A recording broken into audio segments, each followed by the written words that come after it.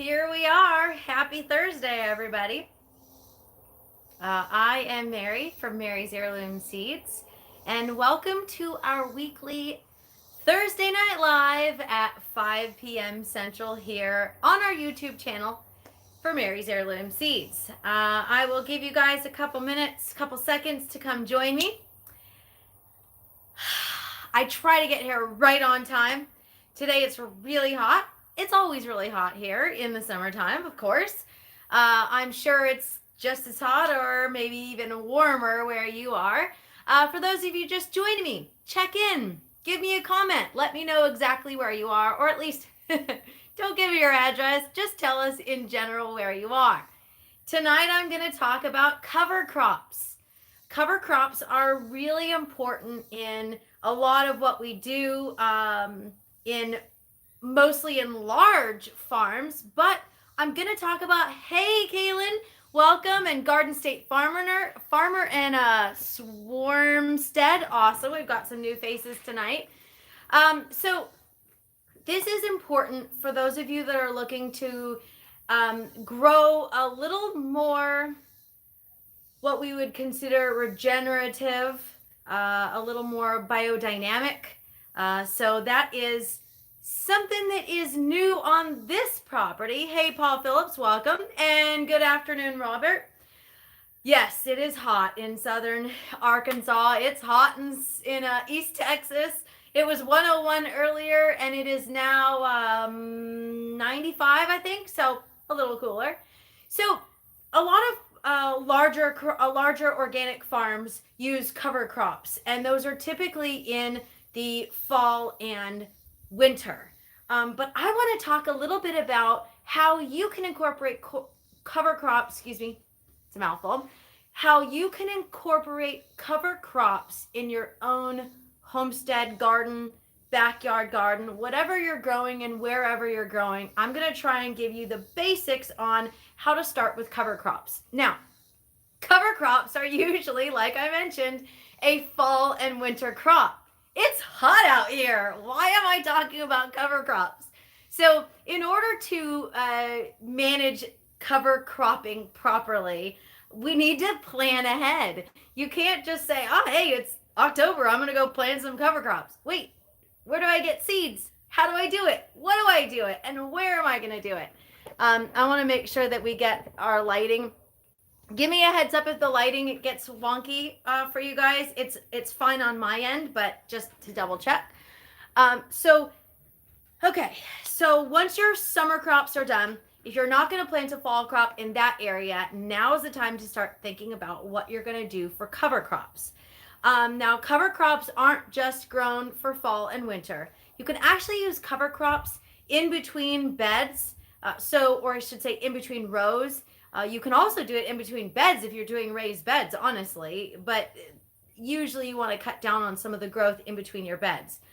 So if you're brand new to Mary's Heirloom Seeds, please hit that like button and subscribe to our channel if you are brand new and if you haven't already.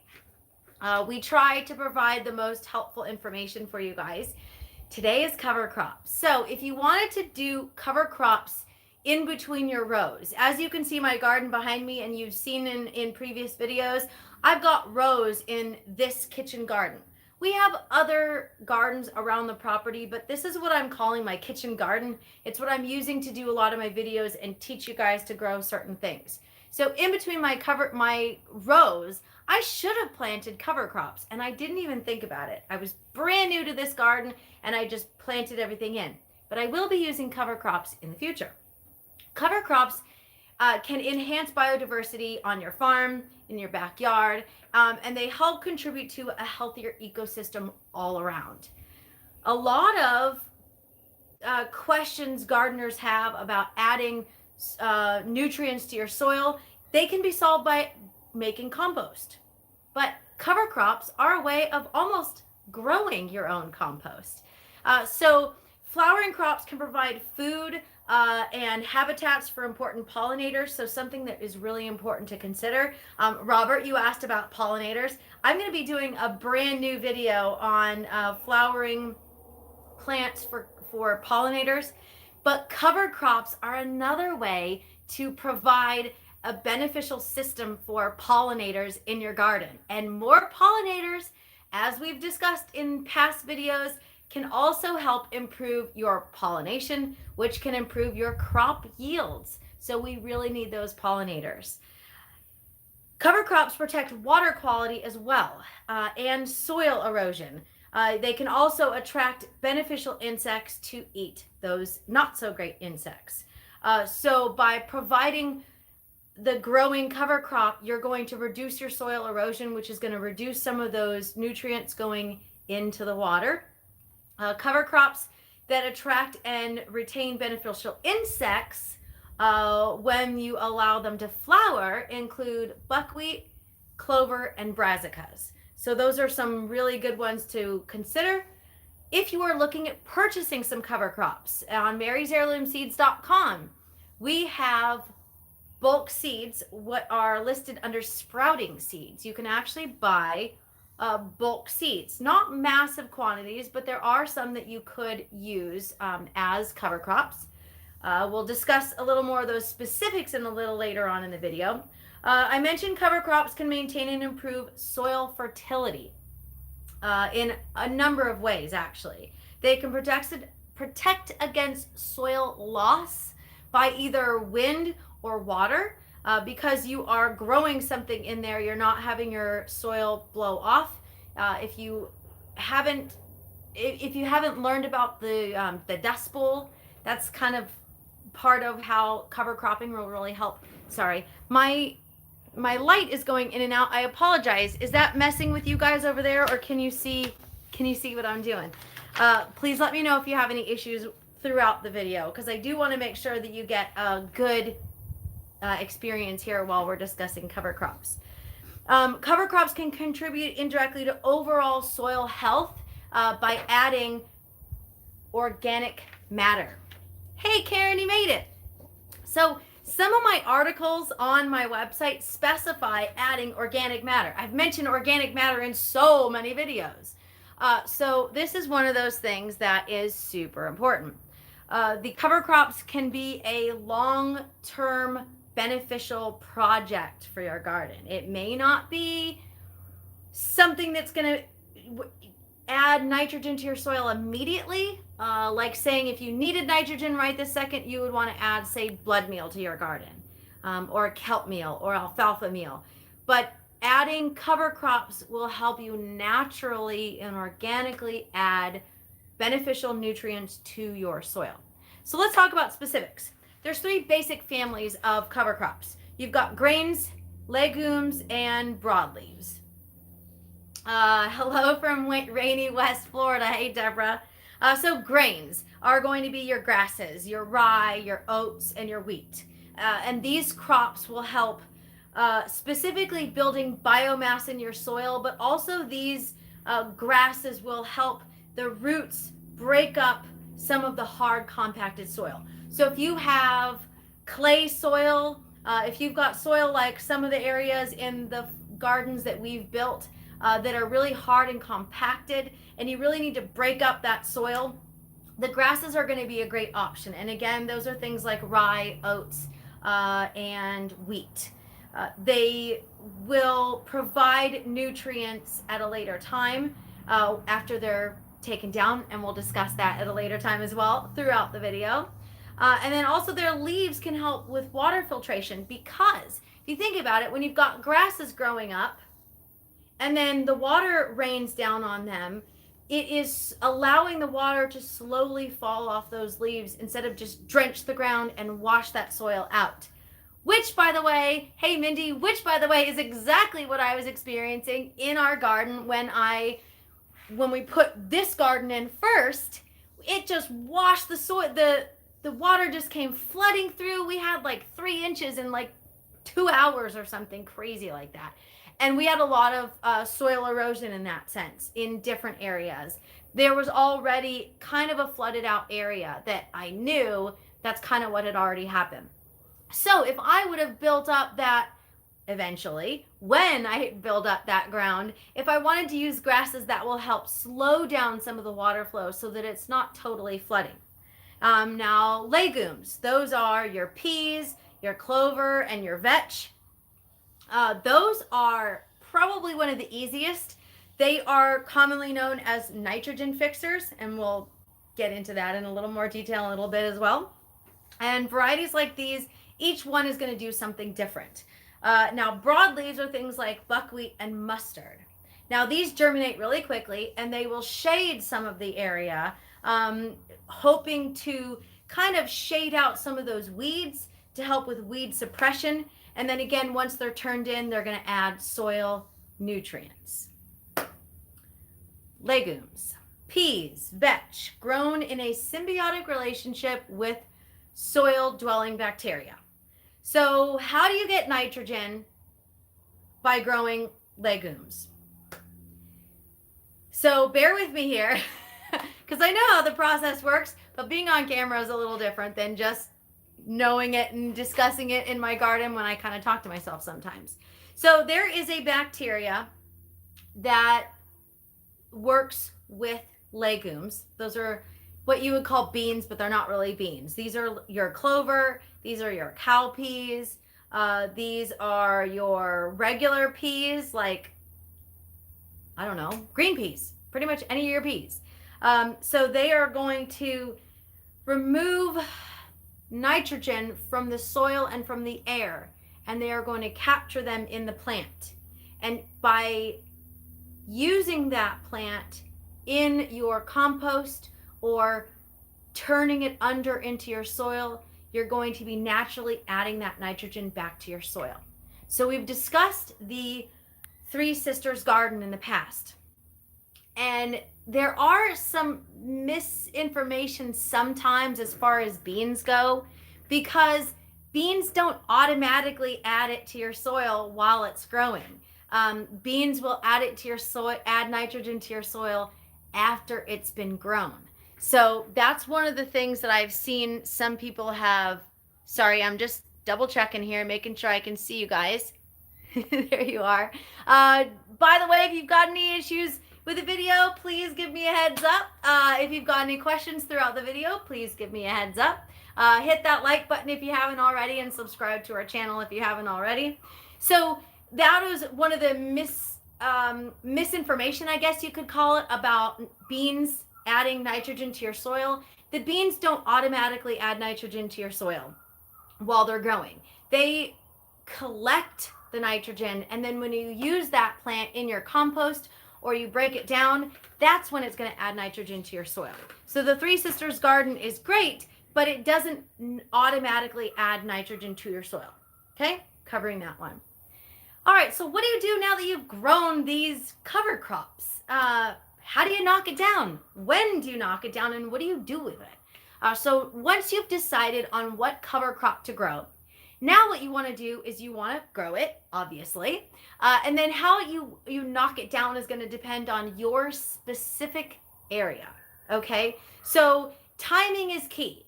Timing for cover crops is usually just before or just as it flowers. Once you allow it to flower and continue, number one, it can start producing seeds, which are going to fall down, and those are going to regrow. And the idea is not necessarily to have them regrow. And once it starts to flower, it's using those nutrients now, and you want those nutrients to not be used in the flowering portion. You want that plant to maintain that nutrients and drop into your soil.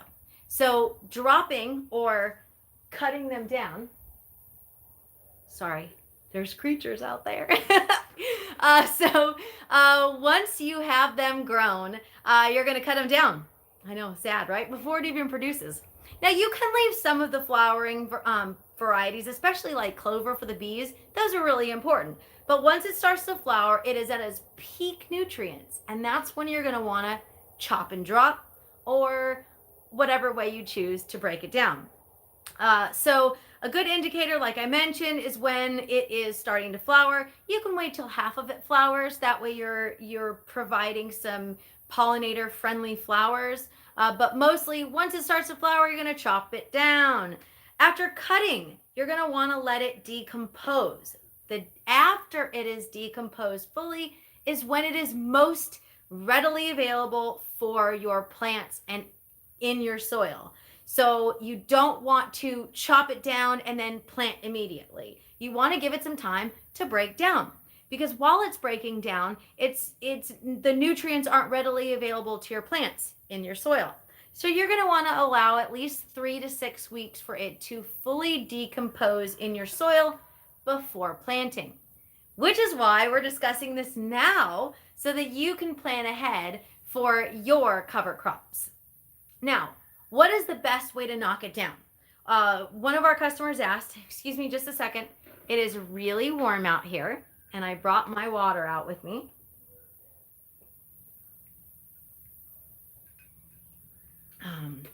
Okay, while I'm chatting here, please feel free to chime in and ask your questions. So what is the best way to knock it down? I'll tell you this, there is no best way. The best way to chop it down is what works for your garden. But there are 3 main ways to knock down your cover crops. So you can cut it down and compost it. You can mow it down and allow it to sit. Or you can till it in, or what's considered rolling. And I'll get into that as well. So you can undercut it, so you're literally just like shoveling it and moving it around. Or you can knock it down by just mowing it down. You can use a weed eater, or some people call it a weed whacker. And that way you're gonna chop it down at its lowest end, or you can till it in. Some people call it rolling, where you take your tiller and you roll over it, but you don't dig under it. You're just chopping it down without actually tilling into your soil. So that's another option for you as well. Is it dark? Can you see me? Sorry. I'm getting a little weird, funky, wonky thing here. Let me see really quick. Sorry, guys. I got to double check because I'm not getting a very good view here. There we go. Hi. All right. So tilling and rolling. Tilling it in is the fastest way to incorporate it in your cover crops. But I've mentioned before that tilling isn't really my favorite. By tilling, you are exposing some of the beneficial microbes in your soil to the air, and now they're not as beneficial anymore. But the advantage is that it breaks it down faster. So something to consider if you're doing it. Now, the next is cutting and composting it. This, you could use a hand sickle or a scythe. And that is really simple and really easy. You could also use a weed eater or a mower. Now, this is going to depend on what type of garden you're growing. Are you growing in raised beds? You can't exactly put a mower in your raised bed. You could use a weed eater though, and that would really be helpful. Now, the benefit to this is it's really easy to use a weed eater on your raised bed and just glide right on over it. But then the disadvantage of it is that it does take a little more work if you're going to chop it down and compost it. And the negative feedback I forgot to mention about tilling is if you till it in, you don't necessarily get the benefits of weed suppression. So something to consider. And then the composting it, the disadvantages are it takes a little more work because you've got to compost it now. So that's another something to consider. Mowing or weed eating it. So after cutting down your cover crop, you could just let it lay on the soil and allow it to decompose. The benefit of this is it's easy and it helps with water conservation and weed suppression. Okay. The negative is it does take a little longer to decompose because you're not tilling it under the soil. So something to consider.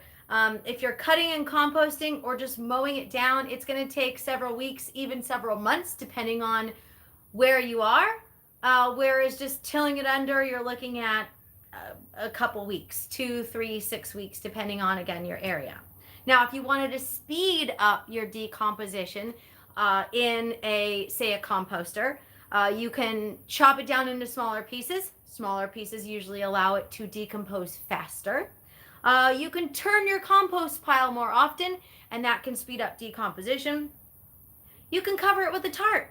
So if you've got a big garden area here, it's going to take a couple more tarps.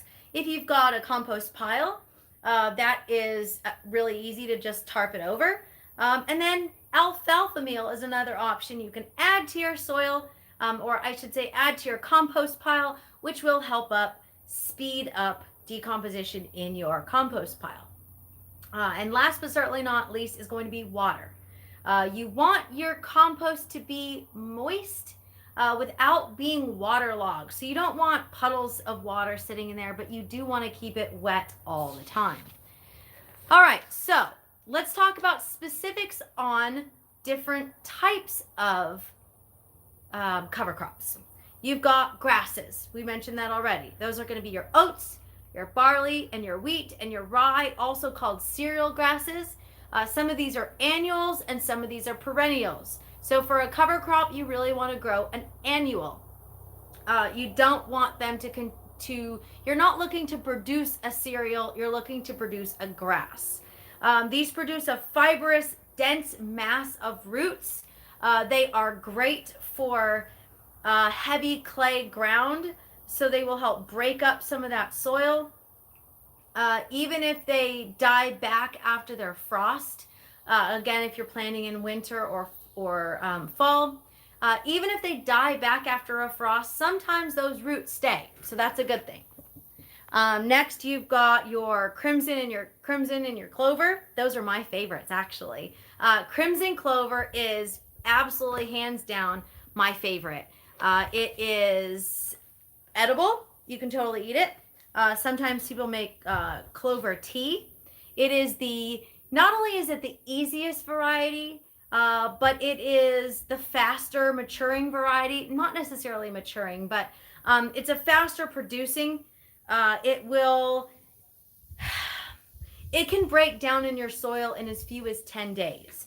So if crimson clover is something that you want to add to your soil, that is something that I'm going to be adding as a bulk crop at Mary's Heirloom Seeds. We don't sell a lot of bulk seeds, but it is an option for you. If you're interested, you can send me an email to Mary at Mary's Heirloom Seeds and we'll get you all taken care of. White Dutch clover is another one. It's a perennial that's best sown in the spring or the fall. So again, spring and fall for your gardens. The clovers are really easy to just turn under your bed. You could just easily use a garden fork. You don't really need to dig it under if you really want to get the benefits of clover. So those are some really simple varieties. Alfalfa is another one you can grow. I have not grown alfalfa as a cover crop, but I would like to experiment on it this year. So later on in the year, when it's not so hot, I'll be trying some alfalfa to grow it as a cover crop. And then cowpeas. Zipper cowpeas are one of our Florida customers mentioned to me, and we'll have those seeds at a later time as well. So I think that's it for me today for our cover crop discussion. If you have any questions, you can always send an email to mary@marysheirloomseeds.com. Check us out on social media. I am going to have a giveaway very, very soon. When we hit milestones on our Facebook page and our YouTube channel, we will have 2 separate giveaways. So if you haven't already liked us on Facebook, please go ahead and do that now if you're on Facebook. Subscribe to our YouTube channel if you haven't already. You don't have to subscribe to our channel to watch us or to do anything, but if you're interested, we would love it as well. So I'm Mary at Mary's Heirloom Seeds signing off. Like I said, if you've got any questions, send an email to mary@marysheirloomseeds.com. If you're looking for seeds for fall, for spring, for whenever, let us know and check us out online at marysheirloomseeds.com. I'm Mary signing off, and happy planting.